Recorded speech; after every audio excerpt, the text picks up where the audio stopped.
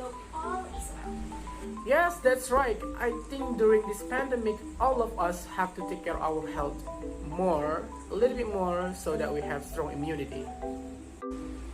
You don't want your friend to get sick? If you are sick, so who will watch our video?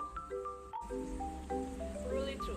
Oh yeah, by the way, what do you want to do? Today, we will accompany friends who are at home to study together with material about semiology based on Ferdinand De Saussure. We will explain material about semiology based on Ferdinand De Saussure so that friends at home can more understand about them. Okay, now we will be next to the explain slide. Okay, wait, guys. I think we forgot about something. We forgot about the most important thing. What did we forget about that?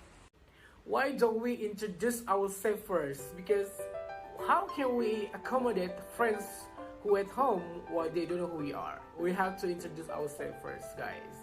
It's okay, it's not too late for us to introduce ourselves, but before that we must use our alma mater so that we can know who we are from. 1, 2, 3. Okay, now we will introduce ourselves. My name is Ferdinand RUBIAH. My name is Muhammad Azra PUTRA. My name is DAMANIK. My name is Rizka AYUNDA. My name is SARTIKA SITOMPUL. And we are from UNIMED. In everyday life, of course, we often see and find various things that are visible to eyes such as object and color. To less obvious things like gesture or attitude of others. Maybe these things are no longer foreign to us, we don't know really think about the meaning behind them. But did you know these things can have their own sign and meaning? In this discussion, we will review the theory of semiotics, which contains the study of sign from Ferdinand De Saussure. Semiotics is the study of the sign that exists in human life and the meaning behind these signs. There are several opinions regarding the origins of the word semiotics. Both of them are from Greek. The first one is semi, which means interpretation of signs, while the second one is semion, which means sign. In its development, there were several experts who studied semiotics in their studies and created semiotics theories. One of them was Ferdinand De Saussure. Saussure, who used the term semiology in his semiotic studies, carries a linguistic approach in his studies. Not far off because he has a linguistic background. Saussure was born in 1857 and began to love languages and literature since he was a child.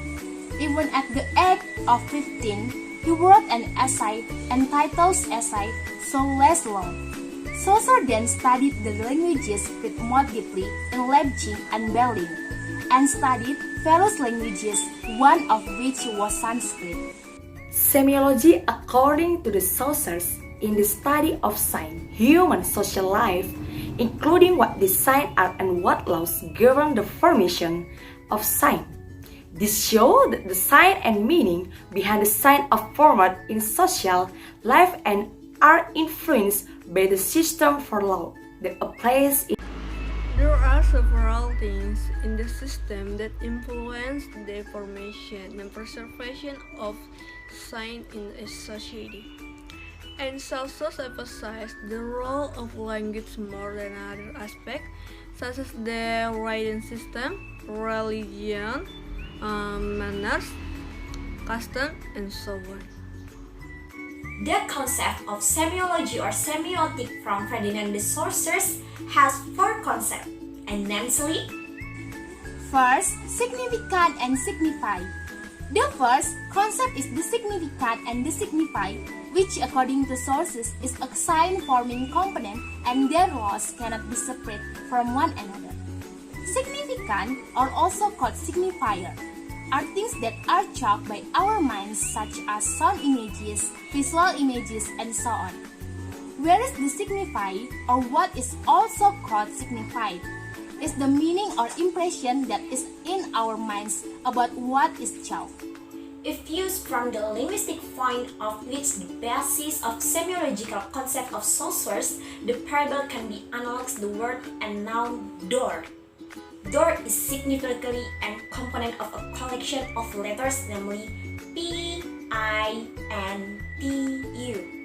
While signify can be understood as something that connects one room to another, the combination of the signify and signific then forms a sign for the door, not just immediate objects used by human. The second one, langue and parole. The second concept is the aspect of language which is divided by Saussure into two, namely langue and parole. Langue is a language system, an abstract system that is used collectively as if it was mutually agreed upon by all language users, as well as a guide and a language practice in society. Meanwhile, parole in the practice of language and individual forms of speech in society one time or another. The third concept of language study is defined by Ferdinand De Saussure into, namely, synchronic and diachronic. Synchronic is a language study which study language in a certain period of time, while diachronic studies language continuously or throughout the time as long as the language is still in use.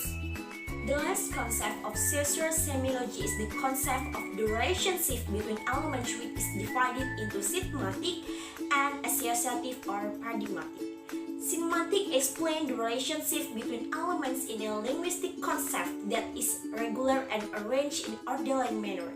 Meanwhile, associative or paradigmatic explains the relationship between elements in speech that is not found in other relative occurrences, which are visible in language but don't appear in sentence structure.